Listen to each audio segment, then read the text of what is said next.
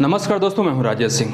भारत के भूगोल में आजकल हम पढ़ रहे हैं उत्तर भारत का विशाल मैदान।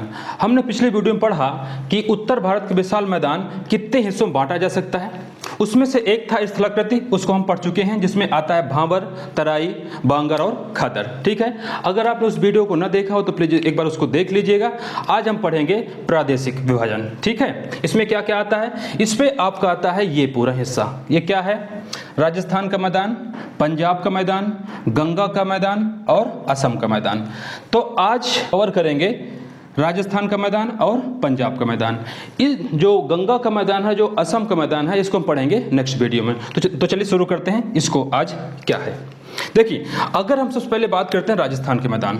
ठीक है, तो राजस्थान का मैदान दो हिस्सों में इसको हम बांट सकते हैं। एक तो आपका जो ये एरिया दिख रहा है आपको, ये वाला, ये क्या है? ये मरुस्थल है। और ये क्या है? राजस्थान बांगर है। तो इसको एक बार देख लीजिए। सबसे पहले देखिए, हम जो मैदान है इसमें पढ़ क्या रहे हैं। इसमें हम पढ़ रहे हैं कि इसका निर्माण कैसे हुआ है, इसमें कौन कौन सी मिट्टियां हैं और यहाँ पे किस तरह की वनस्पतियां हैं। तो अगर हम इसकी बात करते हैं तो देखिए, ये वाला हिस्सा है, इस पे जो पूरा रेगिस्तान है, यानी बालू से बना हुआ है। तो सवाल ये उठता है कि आखिर राजस्थान का जो मैदानी भाग है इसमें बालू आए कैसे।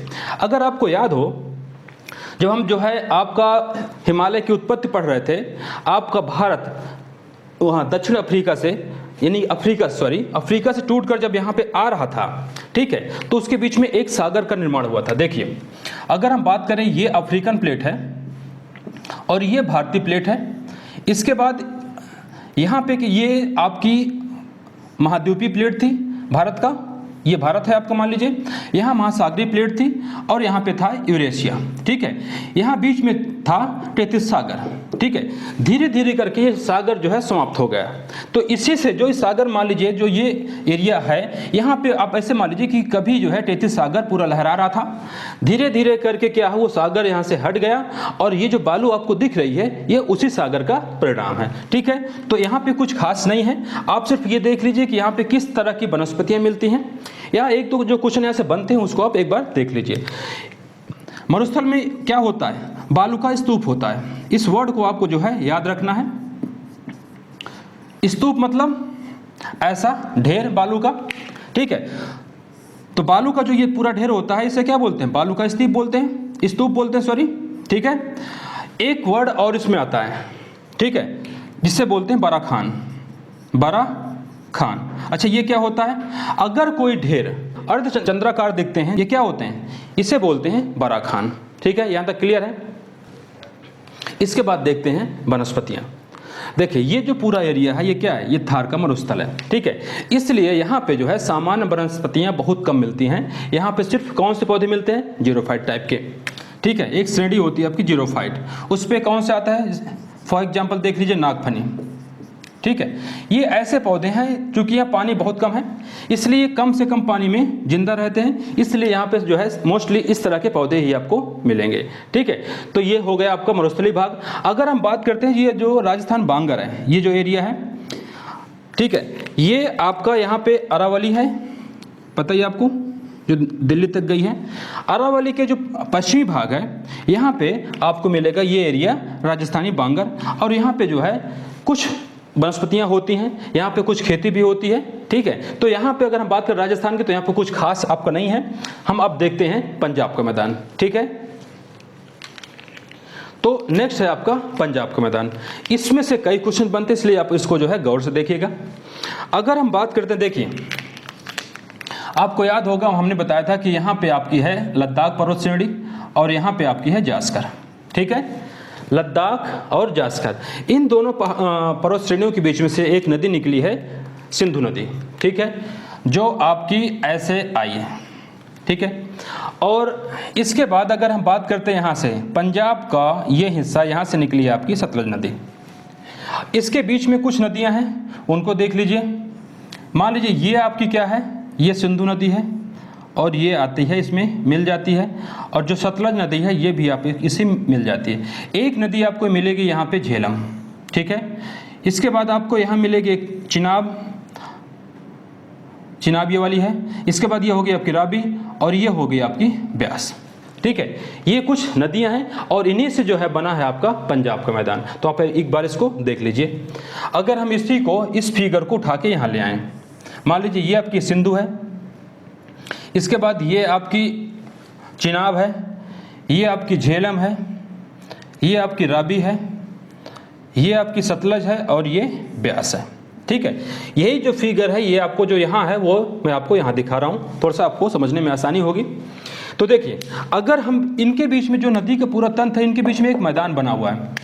हम सब जानते हैं कि अगर दो नदियां हैं उनके बीच में जो मैदान होता है उसे क्या बोलते हैं, दोआब बोलते हैं। तो क्या है कि कुछ जगहों पे, मान लीजिए कि हम ये बात करते हैं पाकिस्तान में या जो उत्तर भारत में है, यहाँ पर उन जो दोआब होता है उसका अलग अलग नाम है। वो क्या क्या नाम है वो देख लीजिए। अगर हम बात करते हैं, देखिए ये क्या है आपकी, इसको थोड़ा सा लिख लीजिए तो आपको पता रहे। ये आपकी जो है सिंधु नदी है, इसके बाद ये आपका झेलम है,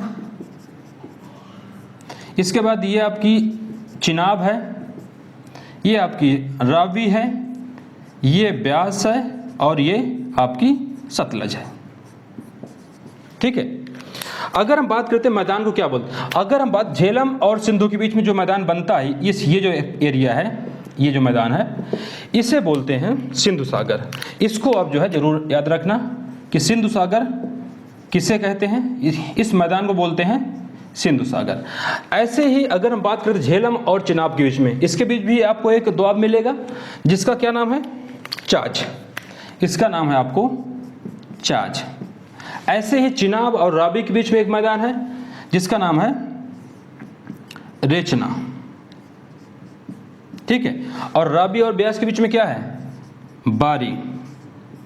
और ब्यास और सतलज के बीच में क्या है, विष्ट। ये क्या है, ये मैदान के नाम है।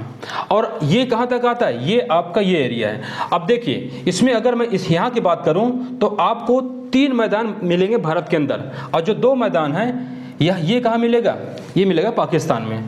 ये देख लीजिए अगर इसको, ये भारत यहाँ पे कुछ ऐसे दिखेगा। ठीक है, जो ये आपको ये एरिया दिख रहा है, देखिए यहाँ तो पहाड़ है, मैदान सिर्फ आपको दिखेगा ये रचना, बारी और बिष्ट, ये कहाँ पे है, ये आपको भारत के अंदर मिलेंगे। बाकी जो चाज है और सिंधु सागर कहाँ मिलेंगे, पाकिस्तान पे। आपको ये चीज़ें याद रखनी है। एक तो आपका ये हो गया। इसके बाद देखिए, ये अगर आपकी सतलज नदी है तो उसके नीचे क्या पंजाब अभी और भी है, तो इसे क्या बोलते हैं, जो ये वाला एरिया, ये वाला, इसे बोलते हैं मालवा का मैदान। क्या बोलते हैं, मालवा। ठीक है, और मालवा के नीचे अगर बात आते हैं, देखिए अगर इसी में थोड़ा देख लीजिए, जो ये एरिया है, ये वाला एरिया, ये आपका है मालवा। मालवा के नीचे यहाँ पे आपको मिलेगा हरियाणा। ठीक है, हरियाणा में जो है आपको मिलेगा भिवानी का बांगर, भिवानी बांगर। पूछे भिवानी बांगर कहाँ पे है, तो ये कहाँ पे, हरियाणा पे है। और यहीं पे आपको मिलेगा दिल्ली कटक, थोड़ा सा एक ऐसा एरिया है, ये एक उच्च भूमि है। ये क्या करती है, ये आपका पूरब और पश्चिम का जो नदियां हैं उनको आपस में डिवाइड करती है। अगर हम सब जानते हैं कि जमुना जो नदी है आपकी, वो यहाँ से निकलती है और फिर वो उत्तर प्रदेश में एंट्री करती है। वो जो है इधर आपकी नहीं आती। वो क्यों नहीं आती है, क्योंकि उसके बीच में क्या है, एक डिवाइडर के रूप में जो है एक उच्च भूमि है जिसे बोलते हैं दिल्ली कटक। इसको आपको याद रखना है। दिल्ली कटक क्या है, दिल्ली कटक क्या है, दिल्ली कटक एक उच्च भूमि है, उच्च भूमि है जो क्या करती है, पश्चिमी हिस्से और पूर्वी हिस्से में जो नदियां बह रही हैं उनके बीच में एक डिवाइडर का काम करती है। तो इस तरह से हमारा पंजाब और राजस्थान का जो मैदान है उसको हमने कंप्लीट कर लिया है। नेक्स्ट वीडियो में हम देखेंगे गंगा का और असम का मैदान। तब तक के लिए थैंक यू।